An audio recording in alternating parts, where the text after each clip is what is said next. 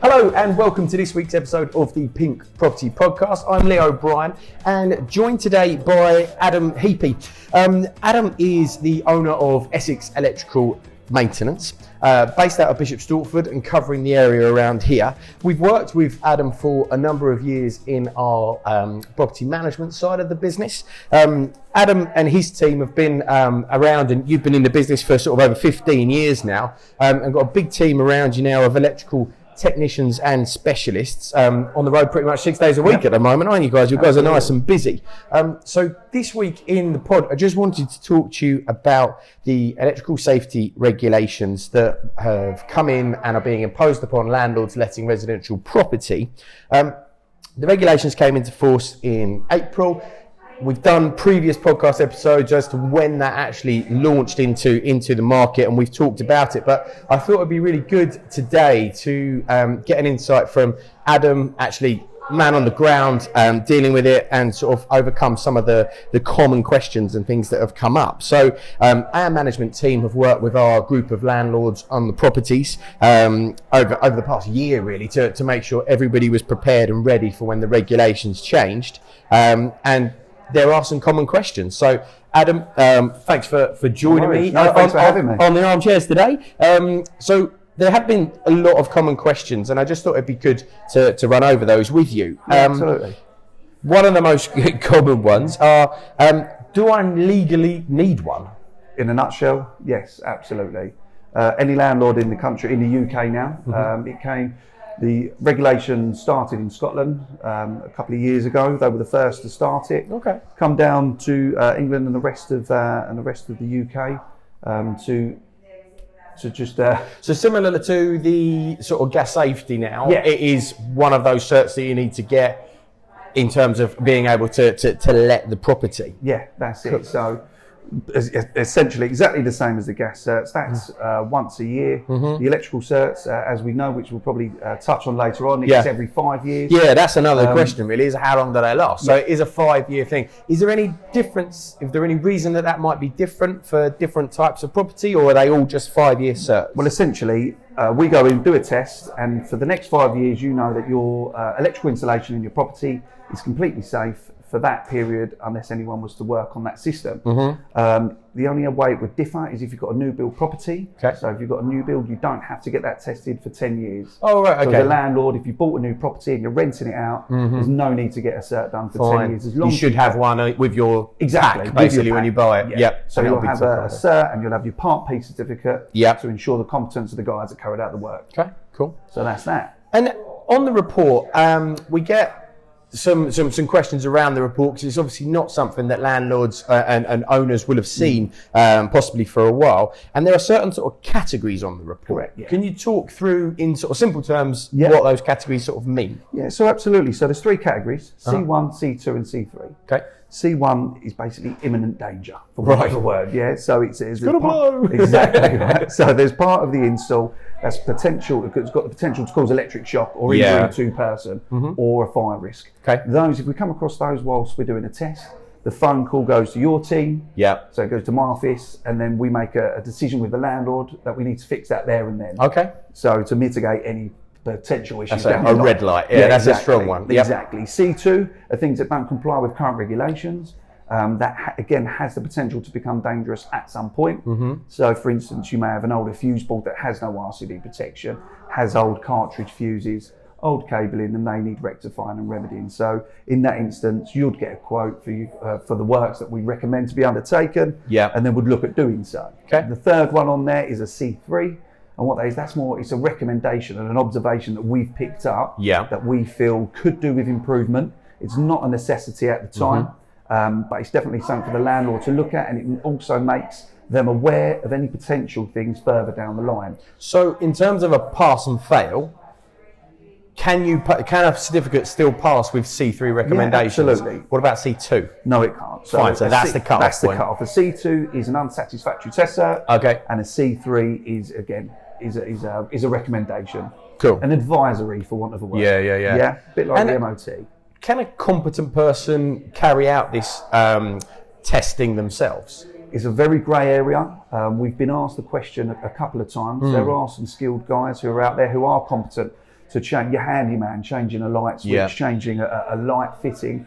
However, they have to be part of the registered competent person scheme, which is something that they brought in for this testing, and they obviously have to be a member of either NIC, Alexa, or one of the other governing bodies. And they're the proper electrical ones, a bit like Gas Safe would be on your gas 100%. Fitters. Okay, fine. Costs. New certificate, it's a new cost that landlords are having to consider at the moment. Could you give me some idea of how much a cert would cost on maybe a very absolutely. I mean, touching on, I know landlords have a lot of outlay and sort of rules and regulations are changing all the time. However, when this has come in, it's something that is not been in before. So the initial outlay is the test. So the test, if you had a one bed or a studio flat or whatever the case may be, you're probably looking in the region of £110 for that. Okay.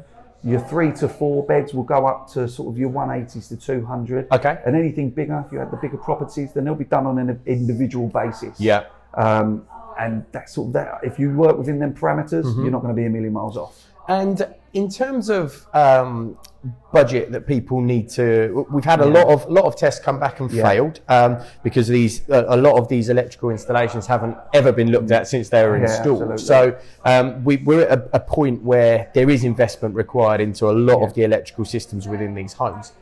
What should a landlord realistically budget for as additional sort of remedial works after the test in order to get a pass? I mean, the word budget is an absolute. I mean, it's really difficult. What I would do is I would take it on a case-by-case basis, and if I was a landlord now, I'll be looking at the age of my property and the age of the installation as opposed to the size of it. Yeah. So I wouldn't say a one bed. I'd say this. I would look at if your property was built, maybe possibly after the war. Yeah. Then over sort of between, if the electrical installation on that might have had a rewire around 30 years old, then I'll probably budget and think in my head, might need some cabling repairs, might need a fuse board. So I'll be looking around the £1,500 mark as sort of a worst case scenario. Yeah. If it was your 20 years old, it's got probably a relatively newer fuse board, might have some fittings that aren't IP rated, which is the bathroom fittings. Okay. We've come across that a lot. Yeah. Non-fire rated down lights, when they first come out, they're very simplistic. Yeah. They didn't cover anything to do with fire regs. So we've come across that quite a lot. Okay. So I would probably budget again, if they was to go between the £500 and £1,000 mark for that sort of age property. Yes. I don't think you'll be a million miles off, and I think sort of 9 times out of 10 you might get a nice surprise and not have to spend that much. Yes. Yeah. But as a landlord, that's something I would. That's where my brain would be. So you've got to be prepared for those additional spends now. Absolutely. On top of the certificate this time round. Yeah. What about in 5 years' time when these certs come up again? Are they going to be due for another load of expense? No. See, I personally, obviously, I haven't got a magic ball, but I can see that if everyone spends the right amount of money this time round and gets things to a standard that doesn't impair the safety or anything of the building, the integrity of the electrical installation, then I can't foresee anything in 5 years' time unless a regulation changes.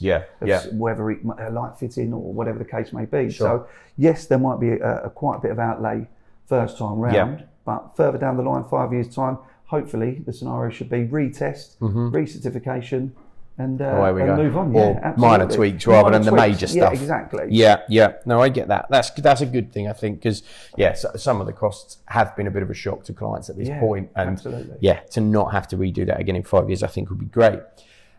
If the cert does get a C2 and fails, how long has a client got to fix it? Is there rules around this? So the government guideline is the 28 days to get the required remedial works done. Yep. And then submitted to the local authority once that work has been carried out. However, there's a bit of leeway either side on the parameters of that, because obviously sometimes it may require a full rewire or a partial rewire because the cables are in such bad condition.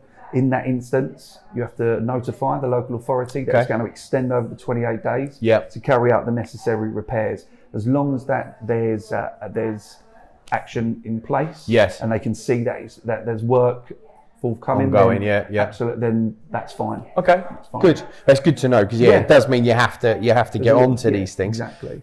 Can I let without one? In layman's terms, no, you can't. New tenancies, got to have it. There's lots of landlords who have reluctantly. I mean, our phones have been ringing off the hook even after the deadline, because there's landlords who don't use managing agents like yourself who are on it, who are making sure that things are getting done well prior to this coming in, ringing up now, asking it for it to be done. Now, if you don't get it done, the penalisations, I think it's up to £30,000 fine for not getting it done. The reason that they put the fine so high is to ensure that people get it done. They're getting compliant. And actually getting that done. Yeah. And if there are landlords out there now that are thinking, I haven't had this done, either my agent hasn't told me or I manage it myself, like you say, and I just wasn't aware.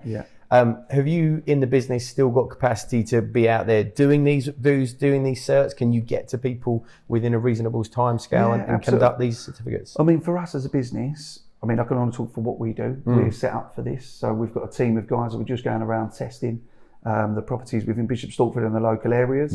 However, if you're further afield, which if anyone's watching, then you can just access the NIC website and there's a list of contractors on there, preferred contractors. And what does NIC stand for, just in case? The NIC is the electrical governing body, basically for us. So, like you said earlier, it's the gas safe equivalent to what we do. So they come out, they audit us as a business, me as a business owner, and my contracts managers, making sure they've got the right criteria to do their job. Basically, and that everyone's got the right certificates and the right training to do what we do. Good. Have you had any questions that have sort of come up commonly for your client interactions? The landlord, look, the questions that come up a lot is about basically PAT testing. PAT testing. So that's one of we get asked it all the time. What is PAT testing? PAT testing, portable appliance testing. Okay. So if there's the hoovers, the kettles, anything that's a portable appliance, by this regulation, it doesn't need to be done. Okay. However, we would always recommend it because a lot of insurance companies for landlords now are requesting that that's done. Okay. So as part of our service, we now offer that as well.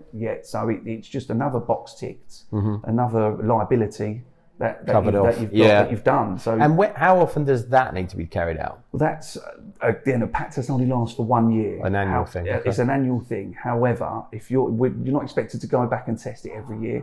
If you're showing sort of due diligence and getting it done, it's always best to be on the front foot. If something was to happen, you could say, we've had it done with our electrical test. No one else really does it during that. So it shows that you're making a willing effort to ensure the safety and the integrity of the electrical installation. And would things like an oven or a integrated fridge freezer or a dishwasher, would that require a sticker? Yes, so they're part of their class as a portable appliance, believe it or not. So when we do, even though they're built into the kitchen, if they're integrated, we'll test to the point, but everything after that is classed as a portable appliance. Okay, cool. So we can test them as well. Brilliant, good.